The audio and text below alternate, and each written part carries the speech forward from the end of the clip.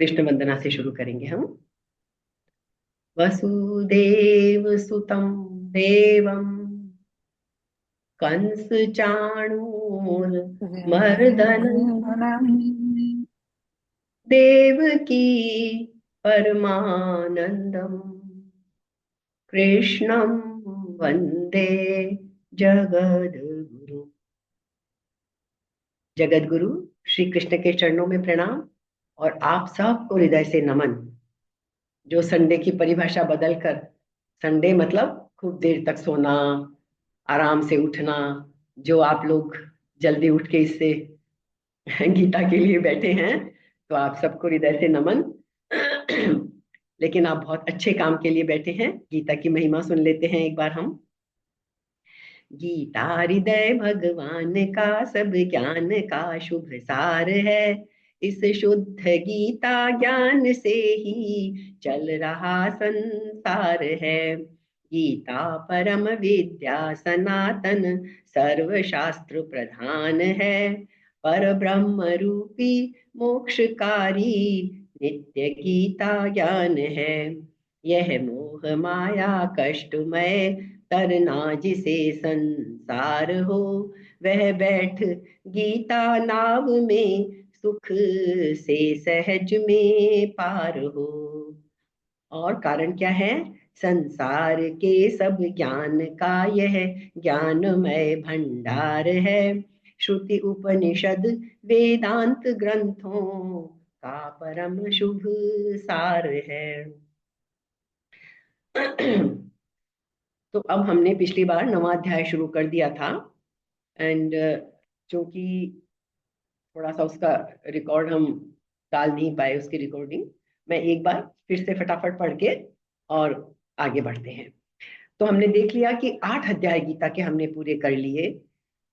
ये बीच का जो षटक है ये है भक्ति योग षटक। गीता में हमने देखा ना, तीन वो बने हुए हैं। पहला 6 अध्याय जो हैं वो कर्म योग के, फिर बीच के 6 अध्याय भक्ति योग के, और बाद के 6 अध्याय ज्ञान योग के। तो भक्ति जो है ना, वो सबसे महत्वपूर्ण है गीता में। वो ज्ञान और कर्म को भी जोड़ने का काम करती है, सीमेंटिंग का काम करती है। तो भक्ति की जो महिमा है ना, वो हम असल में समझेंगे इस 9वें अध्याय में। अक्सर लोगों को लगता है कि भक्त होना तो सबसे आसान काम है, बुद्धि की कोई जरूरत ही नहीं है। ये इसको समझ के अभी हम जो 3 श्लोक शुरू के पढ़ेंगे, भक्त होना बुद्धिमान होने से भी अधिक महत्वपूर्ण है। और बुद्धिमान हुए बिना आप भक्त हो नहीं सकते। कभी भक्त ये समझ ले कि अरे भक्ति के लिए बुद्धि की क्या जरूरत है, बस कर लो पूजा पाठ और भगवान को सब कुछ मान लो। वो आप मान ही नहीं सकोगे भगवान को सब कुछ, जब तक आपने समझ ना लिया हो कि भगवान ही सब कुछ है। इसलिए ऐसा ही होता तो फिर तो 8 अध्याय बेकार ही हो जाते। 8 अध्याय, कृष्ण तो एक शब्द भी बिना मतलब के नहीं बोलते। वो 8 अध्यायों में हमें समझाया गया है सब कुछ। उनसे जब हमारी शंकाएं दूर हुई तो हम भक्ति तक पहुंच सकते हैं। भक्ति इतनी आसान नहीं है कि यूं ही पहुंच जाए। तो अब हम, जो कृष्ण ने कहा था, अर्जुन को प्रॉमिस किया था कि मैं विज्ञान सहित वो ज्ञान तेरे को कहूंगा, खाली ऐसे ही बोल के साधारण तरीके से नहीं छोड़ दूंगा। विज्ञान सहित, विशेष ज्ञान सहित मैं तुझे वो सारा ज्ञान कहूंगा जिसको पाकर तू ये मतलब जो असली उद्देश्य है जीवन का, वो तेरा पूरा हो जाएगा। तो पहला श्लोक क्या था इसका? इदम तू ते गुह्यतमं प्रवक्ष्यामि अनसूयवे, ज्ञानम विज्ञान सहितम यज् ज्ञात्वा मोक्षसे शुभात्। शुरुआत ऐसे कर रहे हैं कि यह अत्यंत गोपनीय, एक एक शब्द पे ध्यान दीजिएगा, मैं एक एक की व्याख्या करूंगी क्योंकि बहुत ही महत्वपूर्ण है। सुनने पढ़ने में तो तीनों श्लोक ऐसे लगेंगे कि बड़े आसान है, इसमें क्या रहस्य होगा। लेकिन जब आप एक एक शब्द पे जाएंगे, और गीता में वो एक एक शब्द पे जाना बहुत जरूरी है। यह अत्यंत गोपनीय, विज्ञान सहितम, विज्ञान सहित, ज्ञानम ज्ञान, अनसूयवे। कृष्ण कहते हैं मैं ये तुझे कहूंगा ज्ञान, लेकिन तू कैसा हो गया है अब? अभी तक नहीं कहा मैंने तुझे वो ज्ञान, क्योंकि अब तक तेरे अंदर वो क्वालिटी नहीं आई थी। अब कहूंगा क्यों? क्योंकि तू अब कैसा हो गया है? अनसूयवे, दोष दृष्टि रहित। अब तेरी दोष देखने की दृष्टि खत्म हो गई है। तो दोष दृष्टि रहित तेरे लिए मैं अच्छी तरह से कहूंगा। वक्ष्यामि नहीं, प्रवक्ष्यामि, बहुत अच्छी तरह से कहूंगा। जिसको जानकर, यस ज्ञातवा, जिसको जानकर तू क्या होगा? अशुभात मोक्ष से, अशुभ से। और अशुभ क्या है गीता की नजर में? जन्म मरण के चक्कर में पड़े रहना, बस सबसे अशुभ हमारे जीवन का यही काम है। जो हम दुनिया में चीजों में अशुभ सोचते हैं ना, ये नहीं मिला तो अशुभ हो गया, ये नहीं हुआ तो अशुभ हो गया, नहीं। गीता के अनुसार और मानव जीवन को यदि गहराई में समझें तो सबसे बड़ा अशुभ है हम जन्म मरण के चक्कर से बाहर नहीं निकल पाते। तो कृष्ण कहते हैं कि तू अशुभ से अर्थात जन्म मरण रूप संसार से मुक्त हो जाएगा। यह पहला श्लोक है। दूसरा भी मैं पढ़ती हूँ, तीसरा भी पढ़ती हूँ, और फिर तीनों को एक साथ गहराई से समझेंगे हम। तो ज्ञान बताया, विज्ञान बताया, और हम इस संसार को अपना मान लेते हैं, और जो अपना है असल में उससे हम दूर रहते हैं। ये हमारे सारे परेशानी का कारण है। हमने ये भी देख लिया था कि ब्रह्मलोक तक के जितने लोक हैं, ब्रह्मलोक तो बहुत ऊंचा लोक माना जाता है, ये स्वर्ग और ये सब नहीं, ब्रह्मलोक सबसे ऊंचा लोक है, जहां ब्रह्मा के साथ भक्त रहता है, और फिर सृष्टि का जब महाप्रलय होता है तो ईश्वर में विलीन हो जाता है ब्रह्मा के साथ ही। लेकिन ब्रह्मलोक तक के सभी लोग भी पुनरावर्ती हैं, वो भी शुभ में नहीं है। जहां जहां से भी आपको वापस लौट के जन्म मरण में पड़ना पड़े तो वो लोग भी शुभ नहीं माने जाएंगे। होना क्या चाहिए, आप इस जीवन में इस संसार में रहते हुए भी उससे पार जा सकते हैं, मुक्त हो सकते हैं। तो अपने स्वरूप को जानना पड़ेगा, वो ज्ञान है, और उस संपूर्ण समग्र भगवान को जान लेना वो विज्ञान है। तो ये हमने देख लिया था पिछली बार भी कि निर्गुण के अंतर्गत तो सगुण नहीं आ सकता, पर सगुण के अंतर्गत निर्गुण भी आ जाता है, सगुण के अंतर्गत निर्गुण भी आ जाता है। इसलिए सगुण का ज्ञान क्या है? विज्ञान है, अर्थात विशेष ज्ञान है। इसको हम ऊपर ऊपर से देखेंगे कि मूर्ति पूजा कर ली सगुण हो गया, सगुण जो है वो विशेष ज्ञान है, बहुत ढंग से समझने की चीज है। दूसरे श्लोक पे आते हैं। तो पहले श्लोक में ईश्वर ने प्रतिज्ञा कर ली कि विज्ञान सहित ज्ञान कहूंगा मैं तुझे, और उसका परिणाम क्या होगा? अशुभ से मुक्त हो जाएगा। अब आगे के श्लोक में वो जो विज्ञान सहित ज्ञान है जो कृष्ण कहने वाले हैं, उसकी महिमा बताई है, क्या इंपॉर्टेंस है उसकी, वो बताई है। बिना महत्व के तो हम कोई चीज में पढ़ेंगे ही नहीं। राज विद्या राजगुह्यम पवित्रम इदम उत्तमम प्रत्यक्षावगमम धर्म्यम हम कर तुम अव्ययम। क्या कह रहे हैं? ये विज्ञान सहित ज्ञान, ये जो ज्ञान अब मैं कहने जा रहा हूं अर्जुन तुम्हें, ये क्या है? राज विद्या। ये साधारण विद्या नहीं है, ये राज विद्या है। संपूर्ण विद्याओं का राजा है ये ज्ञान, सारी विद्याओं का राजा है ये ज्ञान। और क्या है? राजगुह्यम, संपूर्ण गोपनीयों का भी राजा है। जो भी छिपी हुई चीजें हैं, गोपनीय हैं, उनका भी ये राजा है, मतलब परम गोपनीय चीज है। और कैसा है ये? विशेषण बताए हैं। अब ये जो ज्ञान इस 9वें अध्याय में अब हम समझने जा रहे हैं वो कैसा है? सब ज्ञानों का राजा है, सब गोपनीयों का राजा है, बड़ा रहस्य हमको मिलने वाला है। पवित्रम, अति पवित्र है। उत्तमम, बहुत ही श्रेष्ठ है, श्रेष्ठ नहीं उत्तम, अति श्रेष्ठ। प्रत्यक्षावगमम, और इसका फल भी प्रत्यक्ष है। आपको कोई हवा में नहीं रहना है कि इसका ज्ञान सीख लेंगे तो क्या मिल जाएगा, प्रत्यक्ष अनुभव करेंगे हम। हमको इसका, इसको ज्ञान को समझकर, और जो हमें मिलेगा उसका प्रत्यक्ष अनुभव होगा हमें, कोई हवा की बात नहीं है। और धर्म्यम, धर्ममय है। अव्ययम, अविनाशी है। ये ऐसा ज्ञान है, नष्ट होने वाला ज्ञान नहीं है। ये ज्ञान मिल गया तो फिर ये अविनाशी है। और क्या है भाई? इतना सारा अच्छा ज्ञान है, इतना विशेषण है, तो जरूर बड़ा मुश्किल होगा। तो कृष्ण क्या कहते हैं? कर्तुम सुसुखम, बहुत सुगम है, अर्थात इसको प्राप्त करना बहुत आसान भी है। कृष्ण ने तो कह दिया, लेकिन अब हम देखेंगे कि हम जैसे जीवों के लिए जो इस संसार में पूरी तरह से रचे पचे बसे हुए हैं, उनके लिए मुश्किल है। लेकिन उसी लिए हम गीता पढ़ रहे हैं।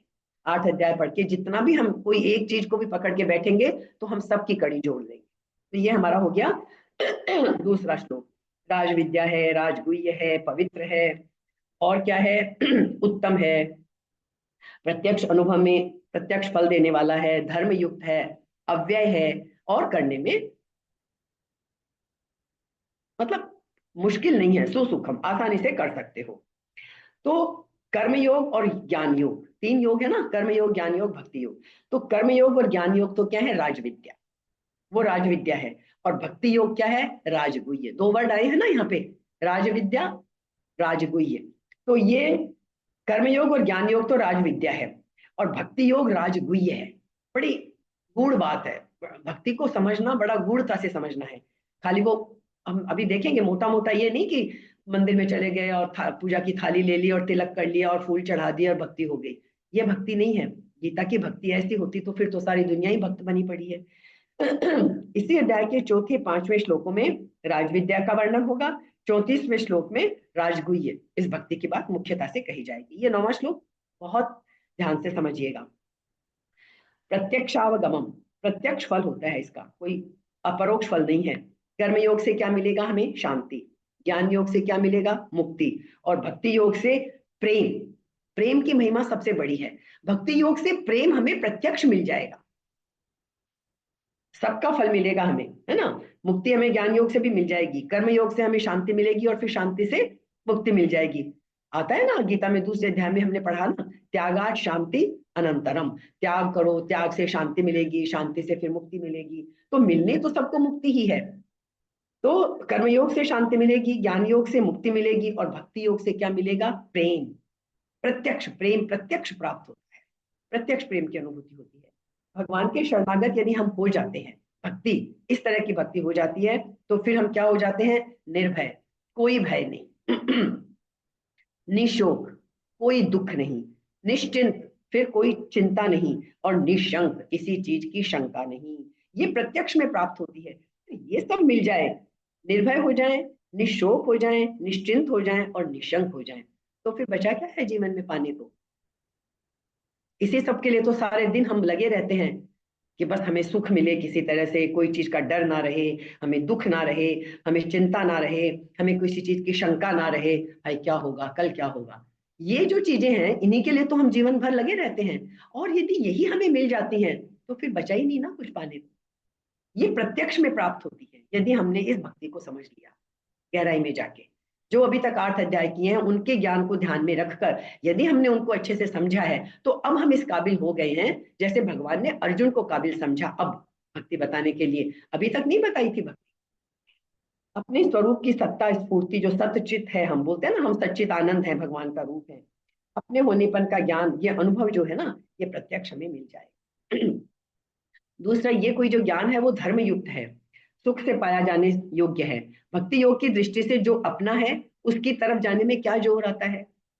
भाई जो अपनी चीज है, अपने घर जाने के लिए हमें किसी से चाबी थोड़ी मांगनी पड़ेगी।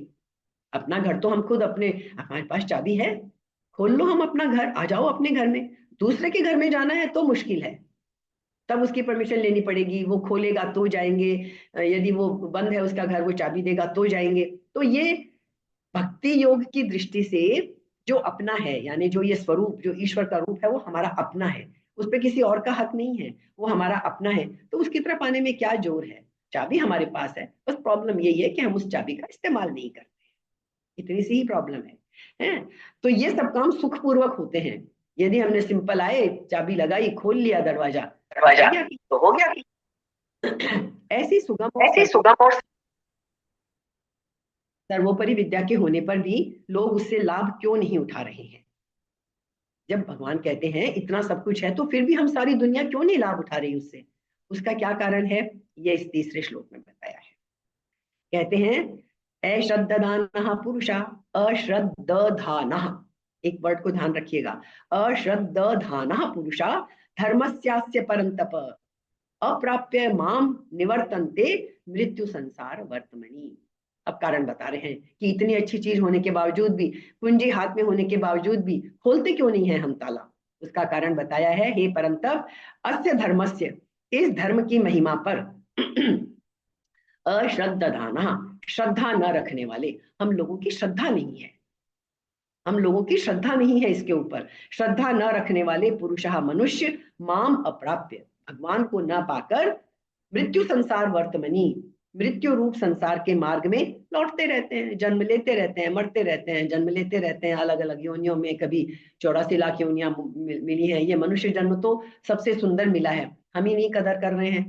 तो फिर योनियां क्या मिलेंगी? कुछ भी मिल सकती है, कीट पतंग, कोई जानवर, कैसी भी योनि हमें मिल सकती है। तो हम लौटते रहते हैं, बार बार जन्मते हैं, बार बार मरते हैं। तो ये जो हमने सारी चीजें पढ़ी, इसका ये कारण है मृत्यु संसार वर्तमनि, कि इस संसार के रास्ते में तो मरना ही मरना है, विनाश ही विनाश है, अभाव ही अभाव है, जहां जाएंगे वहां से हमें लौटना ही पड़ेगा। यही बात आगे 12वें अध्याय में भी अलग अलग तरीके से बताएंगे कि भगवान कहते हैं, एक तरह से समझ लीजिए भगवान को भी पश्चाताप हो रहा है कि ये मनुष्य जिसको मैंने इतना अच्छा रास्ता दिया और मेरे को प्राप्त किए बिना ही ये सब अधम गति की तरफ जाते जा रहे हैं, प्राप्त करने की कोशिश ही नहीं कर रहे। माम अप्राप्य कौन्तेय ततो यान्ति अधमाम गतिम, 16वें अध्याय में गीत बार बार बार बार कृष्ण की ये व्यथा जो है गीता में अलग अलग जगह प्रकट होती है कि इतना अच्छा रास्ता दिया है, मनुष्य जन्म दिया है, पर बंदा सुनता ही नहीं है। तो अब हमने क्या देखा, 3 श्लोक हमने पढ़ लिए, इन तीनों की हम अच्छे से व्याख्या भी करेंगे। पूर्व श्लोक में जो विज्ञान सहित ज्ञान की महिमा पर श्रद्धा न रखने वाले मनुष्य इससे लाभ नहीं उठाते। तो सबसे पहला सूत्र पकड़ लीजिए, यदि आपको इस भक्ति रूपी ज्ञान से लाभ उठाना है तो श्रद्धा रखनी होगी, और श्रद्धा ऐसे कहने से नहीं आएगी। उसके लिए यदि हमने 8 अध्यायों पे गौर करें, जो जो हमने सीखा उन पे यदि हम जरा जरा भी आचरण कर रहे हैं और थोड़ा थोड़ा भी वो हमारे अंदर में बैठा है, तो हम श्रद्धा तक पहुंचेंगे। नाशवान भोगों को महत्व देकर हम तो उन्हीं में लगे रहते हैं। अभी हम गीता का वो करेंगे, फिर हम तो जो नाशवान भोग हैं उन्हीं में पूरे अगला पूरा दिन कि भाई आज तो छुट्टी का दिन है, ये कर लें वो कर लें। काम हमें करने से गीता नहीं रोकती है, लेकिन इस ज्ञान को, इस जो हम आज अभी समझ रहे हैं, इसको हम अपने बैक ऑफ द माइंड रखें, उसको समझें कि असल में तो ये है, इसको ध्यान में रखते हुए मुझे दुनिया में काम करना है। तो देखिए आप कितना अच्छा होगा, दुनिया के काम में भी जो मुश्किलें आ रही हैं वो सफलता से चुटकियों में दूर हो जाएंगी। क्यों क्यों हो जाएंगी? क्योंकि तब अंदर से भय खत्म हो जाएगा, अंदर से शंका खत्म हो जाएगी, कोई परेशानी ही नहीं रहेगी, निश्चिंत हो जाएंगे। और जैसे ये भाव पैदा होंगे, हमारी कैपेसिटी इतनी बढ़ जाएगी, हमारा पोटेंशियल इतना बढ़ जाएगा कि हम ये दुनिया के काम भी बहुत अच्छे से कर पाएंगे।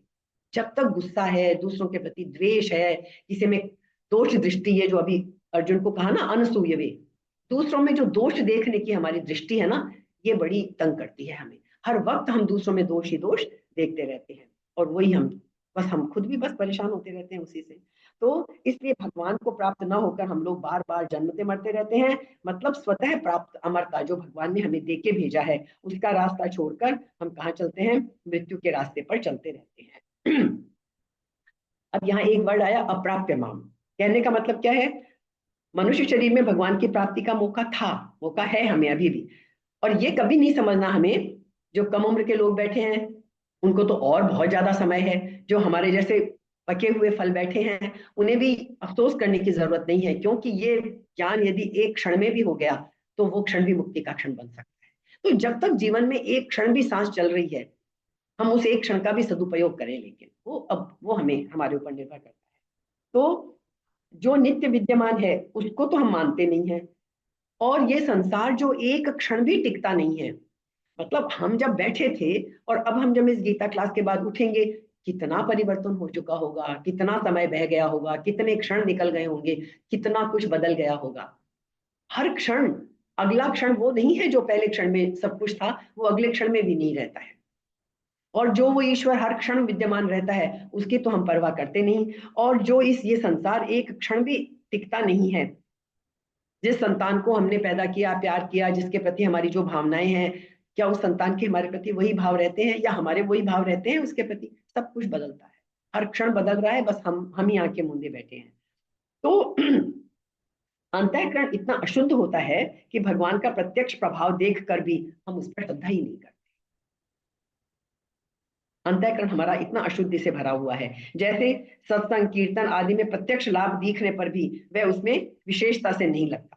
सबको पता है कि 1 घंटा जब हम गीता क्लास में 40 मिनट हम बैठते हैं, हमें बड़ा अच्छा लगता है, लेकिन फिर भी हम नहीं कर पाते। जैसे ही छोड़ेंगे हफ्ता भर, फिर हम लग जाएंगे किसी ना किसी काम में, किसी ना किसी चीज में, और वही दुनियावी चक्करों में। पर चलिए, भगवान ने हम पे कुछ तो कृपा कर रखी है कि हम हफ्ते में एक बार तो सही वापस तो आते तो हैं।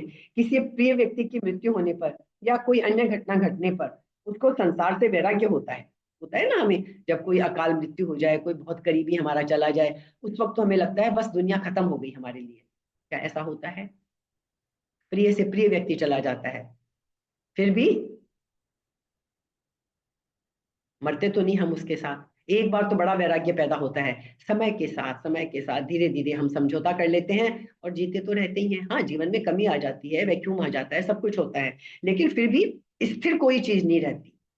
जो भाव उस वक्त था, धीरे धीरे 1 साल बाद आप देखेंगे, 2 साल बाद, 5 साल बाद व्यक्ति स्वीकार कर ही लेता है उस चीज को, स्थिर कुछ भी नहीं रहता।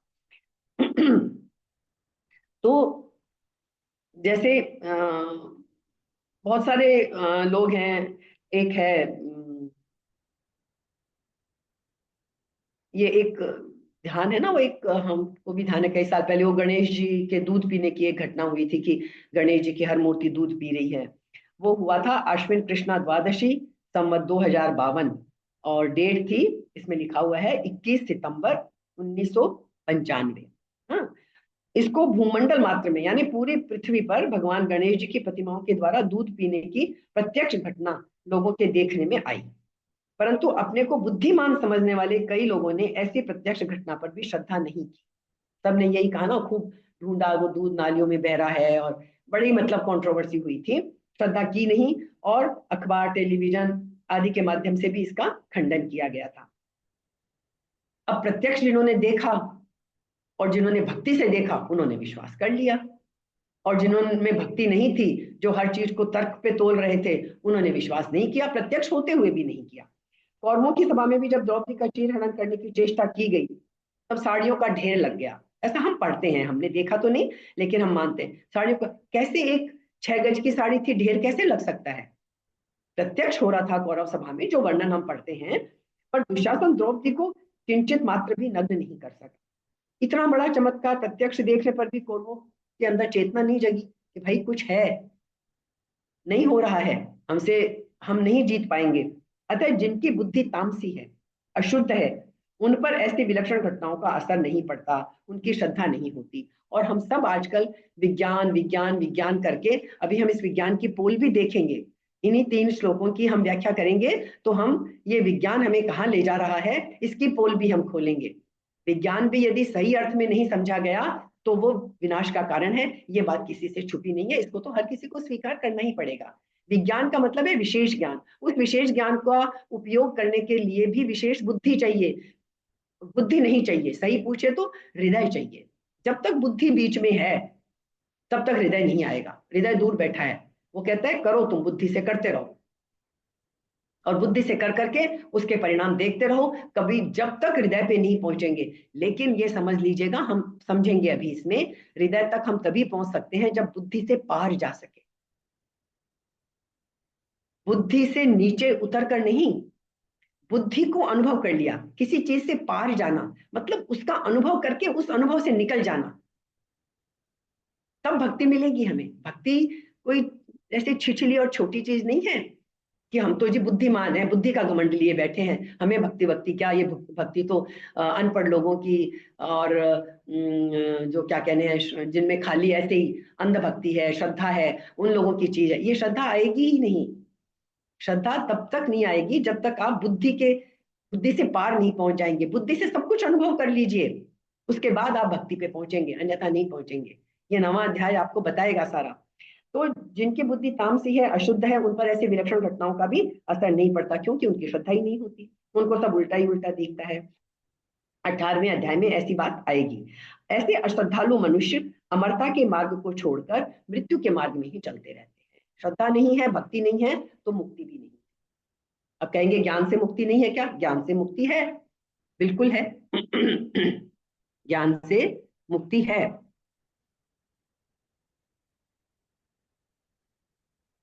लेकिन